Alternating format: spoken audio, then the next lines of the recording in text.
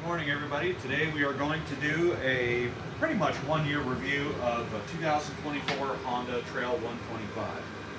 When Honda announced that they were going to be bringing back out the Trail in 2020, I wanted to have one. And in 2021 they released it, but you couldn't get one, and you couldn't get one for a very long time. Finally, at my local motorcycle shop, they had a 2024, and it was at the very tail end of 2024 that they had it, and I bought it.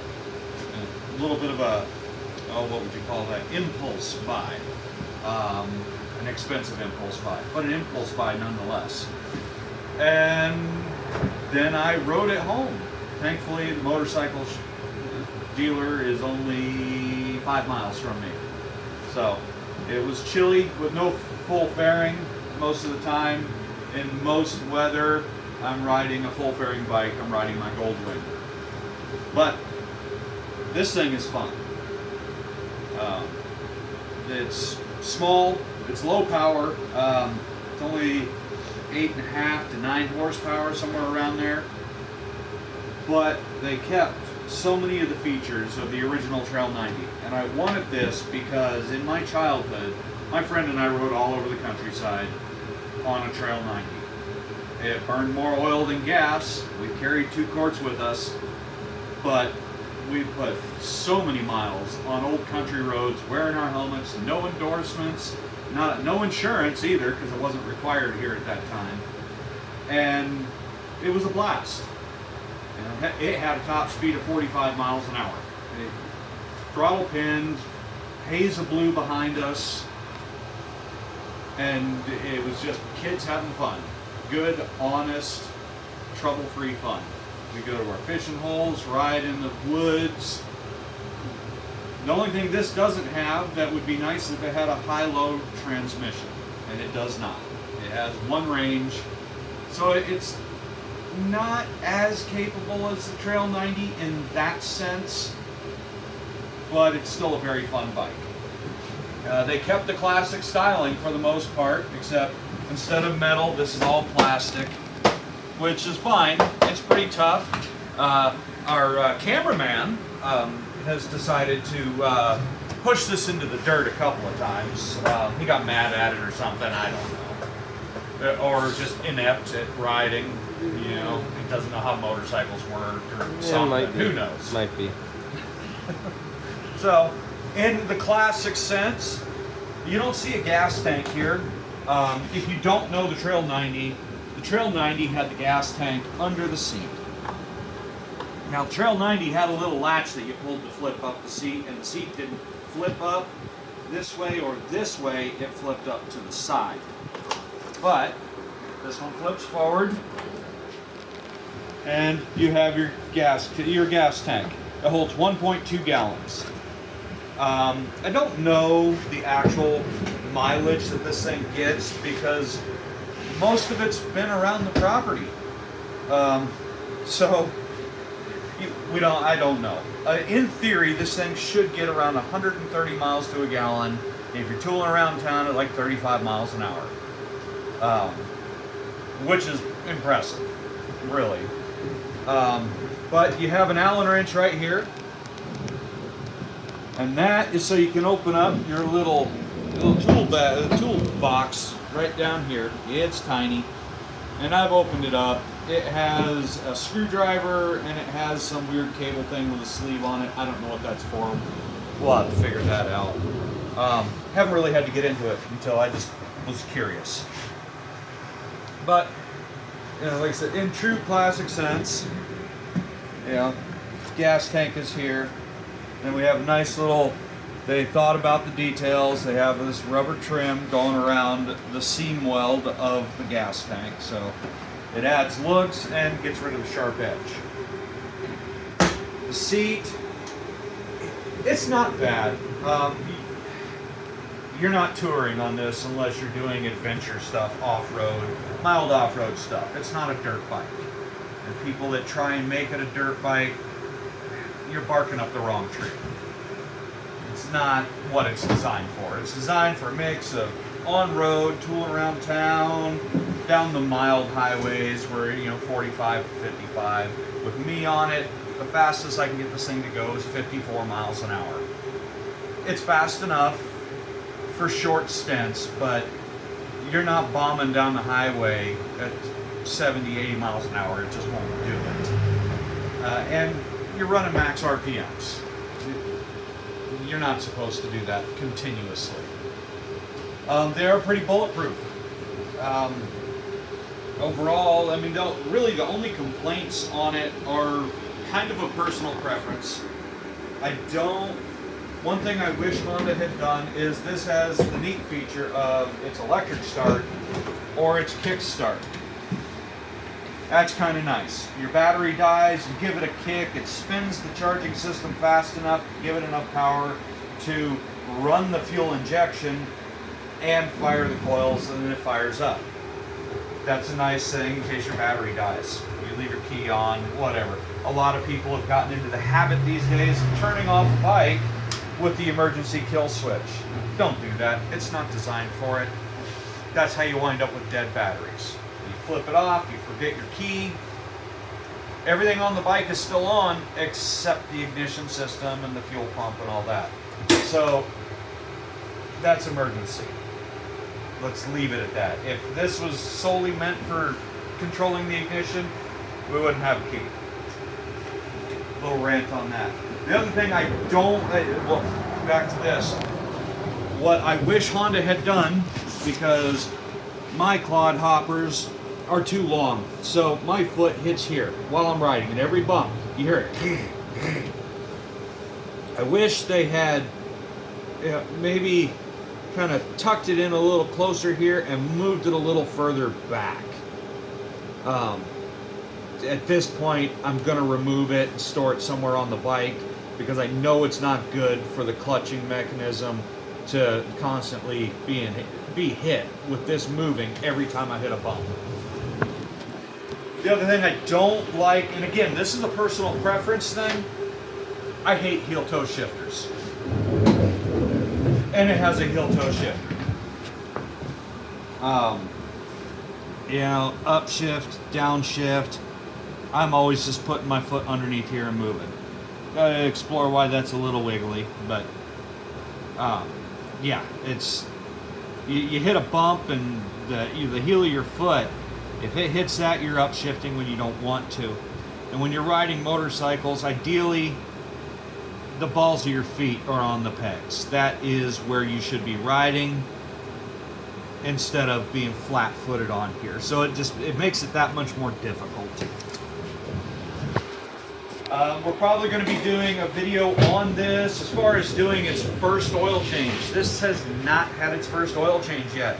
It's nowhere near the 600-mile first oil change mark. I think it's got close to 100 miles. Let's take a look. It's got 90 miles on it. Not a whole lot of miles, but again, it's primarily been ridden around here or when the cameraman is going over to a neighbor's to do some work over there, help them out. And it's easy to just hop on this, fire it up, shoot down the road, and then come back. The tires are pretty decent. I've heard people complain about the tires, but it's kind of a good mix. They do fine for the mild off-road. Like I said, this is not a dirt bike. It doesn't have the power, it doesn't have the speed, and that's not what it's meant for. So these are good. They're a blend of, they're like 60-40. 60% on-road, 40% off-road. It's not excessively noise. Tire noise is not excessive when you're going down the road, and they grip just fine on the mild off-road. Now I'm a big shaft drive guy. I love having a shaft drive bike. I'm not huge on chains. It's just, you don't get enough life out of them. There's too much maintenance to it. But this would lose way too much power if it were shaft drive. So it is chain drive. Yeah. We probably need to adjust the chain. We'll have to look what it's supposed to be, but I think it's supposed to be like 1.75 inches of slack, and that's like 3 inches. So it does need to be tightened up a little bit. Fuel injected. It's kind of nice. This has not been started today. There is no choke, so we'll fire it up. It might be out of gas. Oh, It's close to out of gas. It hasn't been really fired up a whole lot in the last like month. So usually it's like 1 or 2 cranks and it's fired up. yeah, but the gas is really low. It's got 1 bar. But that being said, electric start. It's nice. You don't have to worry about choke. It fires up, it stays running. And then say your battery's dead, your headlight's not on, you got nothing. You can kickstart it. It's kind of nice. The rear rack is nice. As a joke, it was kind of a joke, kind of not. At the beginning of this year, I got my wife a bag of soil amendment because she had requested that for her birthday. Now her birthday is in February, the very end of February, February 28th. She wanted soil amendment for her birthday. And I told her, I can't afford to get you soil amendment for your birthday. She's like, well, even just 1 bag. So I got her 1 bag. It was a bag of bags. So I bought a pallet of soil amendment. And then we proceeded to stack 4 of those 50-pound bags on this rack that is rated for 44 pounds. Where they're getting that rating, I don't know, because the biggest problem this had is if you weren't careful and you didn't stack it on here right, it would actually flip the bike over because there was so much weight back here. But I'd stack 4 of them. I even think I did 5 of them at one point. And then I hop on the thing and I just tool it on back to her where she wanted it. It was a fun little joke, and it was showing how very capable this thing is. Can you go up a big hill with it, real steep, that kind of weight? No, that's not happening. But it is very capable. And being both on-road and off-road, this is licensed. It's tabbed, it's registered, and it has insurance on it. Insurance is cheap on it. I have to have full coverage on it because I financed it. But full coverage insurance is like $125 a year for full coverage on this. Not bad. It has your standard fare in the United States. If you're out of the U.S. and watching this, I don't know the laws in other countries when it comes to that. I do know in like Japan, they don't require the headlight to be on at all times. In the United States, on a motorcycle, for it to be legally ridden on the road, if it's, I forget what year, I forget what year it is, but we are not allowed for a bike that is legally allowed on the road to be able to turn off the headlights. You are required to have your headlights on at all times on a motorcycle that is ridden on the road. Dirt bikes, that's a different story, but I'm pretty sure most of them, just as standard fare, I don't think you can turn the headlights off on most of those anymore. I know early to mid 70s you could turn the headlights off. It wasn't recommended.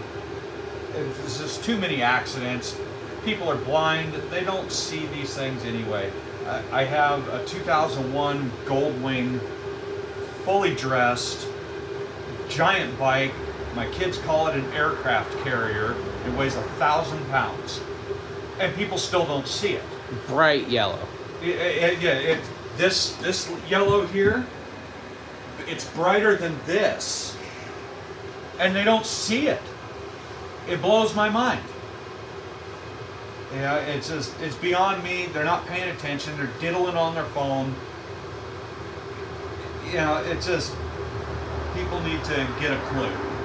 But that being said, the headlight helps. Having a headlight on at all times, which also means your tail light is on at all times while you're riding, it helps you be seen.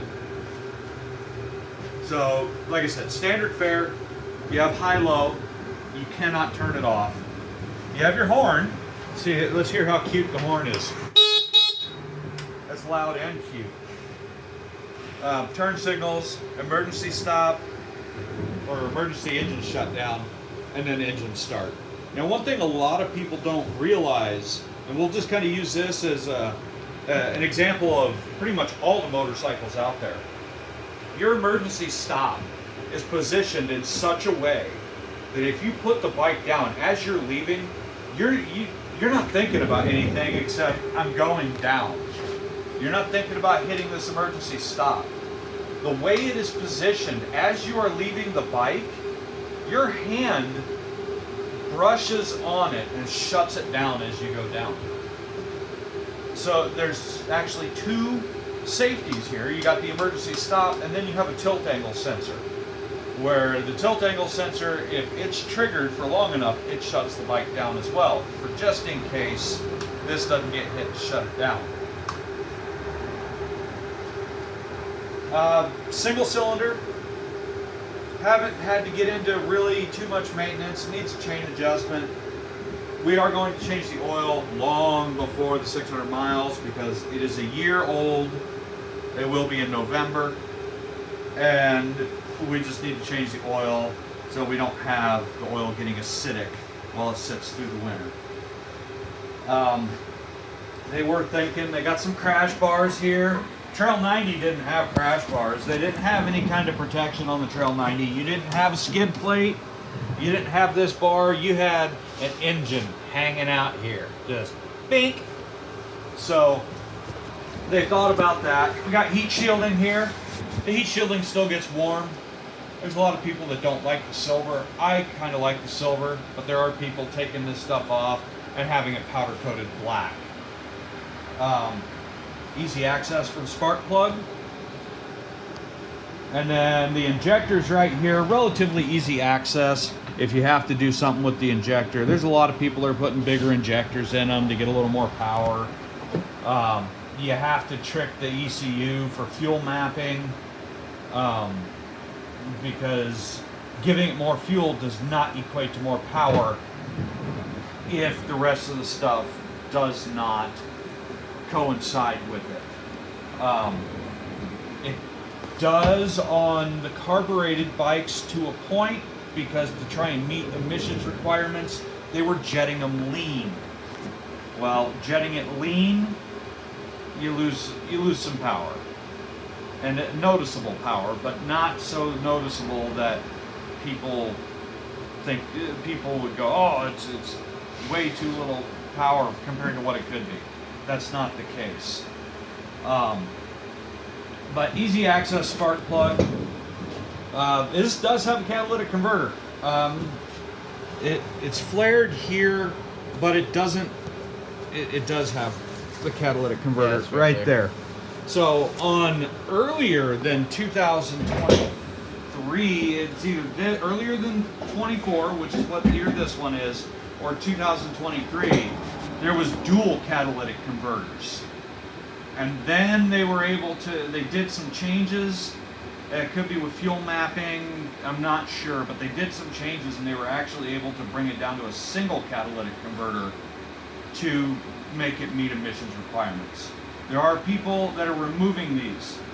Now, I'm sure I'm required to say, as per EPA regulations, I do not recommend removing the catalytic converter, crossing my fingers behind my back, because it's not good for the environment. The very little amount of pollution that especially a motorcycle this small produces, is it going to make a difference? I'll let you be the judge.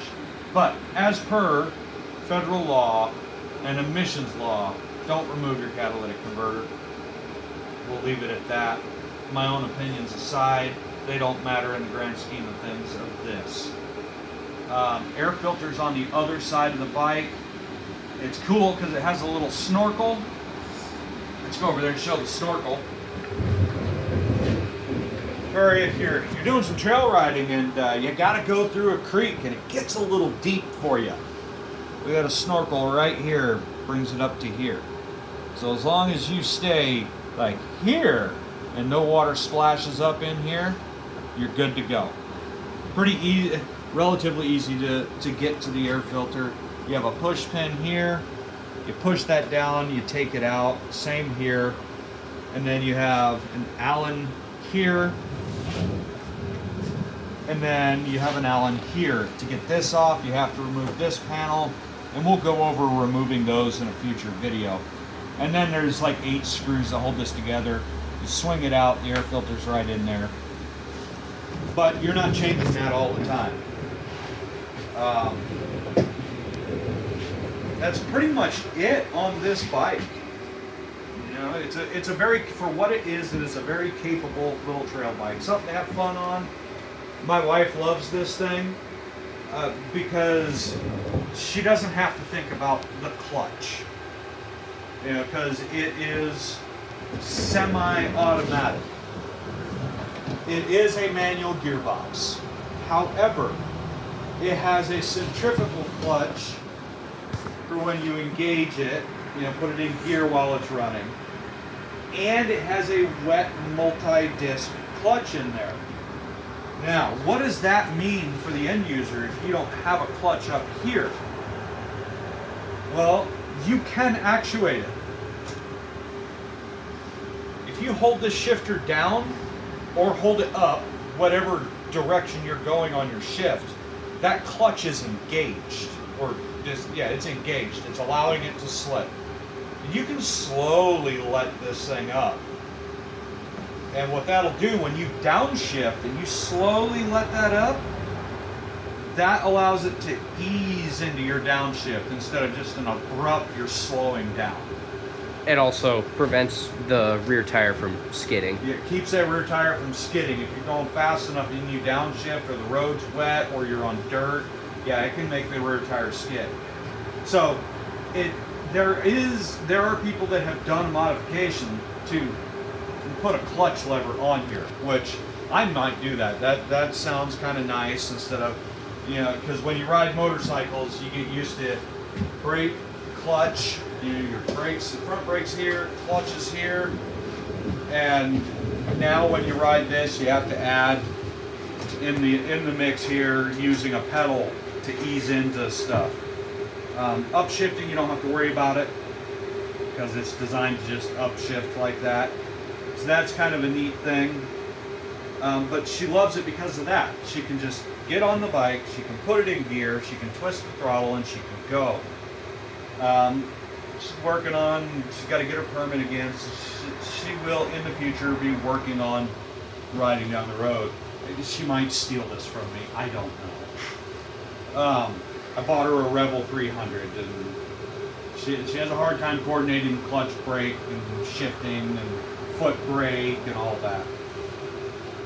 So, so there's that. There was one other thing I was going to talk about. Front ABS. Yes, actually that's it. This bike does have anti-lock brakes. It's only on the front. But, you know, for some people that's a nice thing. If you're coming down a trail and you get a little too ham-fisted on the brakes, that ABS is going to help you. There's a lot of people out there that ride these that they don't have experience with motorcycles. And that it's good that it has that ABS. There's a lot that are very experienced. I've been riding motorcycles since I was 10, and I'm somewhere in my mid-40s. I don't ever remember anymore. Somewhere between 43 and 45. Somewhere. Who knows? I got enough gray hair to be 60. But Does not have the rear wheel ABS though, no, so that'll front skid. only. It's not like traditional ABS where it'll pulse. It actually just kind of stops you from pulling the brake any further. It's kind of weird. It will pulse. Oh, does it? Oh, Yes. It's just you haven't locked up that front tire enough. But again, it's a very nice bike. If you are looking at getting something, you want something that's easy to ride, it's lightweight. The thing, wet, weighs 255 pounds. I mean, this thing is light. I could grab it here and here and pick it up like a suitcase if I wanted to. It's extremely light and easy to just kind of kick around. So if you're looking at getting a motorcycle, you want to tool around town, you don't want to think about a clutch, you know, you're just looking at getting in, you want to tool around town, maybe do some trail rides, I recommend getting one of these. They're incredibly fun. You know, and if you can find the bright yellow or whatever color suits your needs, I like the yellow. You know, it's easier to be seen too, but people are, well, as we said earlier, people are blind and they don't care. But yeah, I recommend getting one of these. You can ride it on the street, you can ride it on the trail. I think that's going to wrap it up for this video. The next video we are going to be rebuilding. They finally came in. We are going to be rebuilding. I'll get back up here. The cameraman's CX500 carburetors. So it's not quite so finicky, and the pilot adjustment will actually be able to be done, and it won't be running lean when it's on the pilot circuit. Have a hang idle and all that. So these finally came in. These are air cut valves with new springs and new O-rings. And this is the rest of the stuff. We got a needle. I'm sure we got a seat in here somewhere. But we have a new pilot screw. And that's the problem with one of his carburetors is the pilot screw had rattled out. And so I went to another set of carburetors, pulled it out, grabbed the spring, but it's not right. So we got these kits. So next video, that's what we're going to be doing, is rebuilding those carburetors. We'll be pulling that in here. We'll be going through the process of removing the carburetors from the bike, getting them to the bench, and then opening them up and going through the cleaning process, although they're already pretty clean, just because, well, we've had them apart and cleaned them before. So stay tuned for the next video. Have a good rest of your day.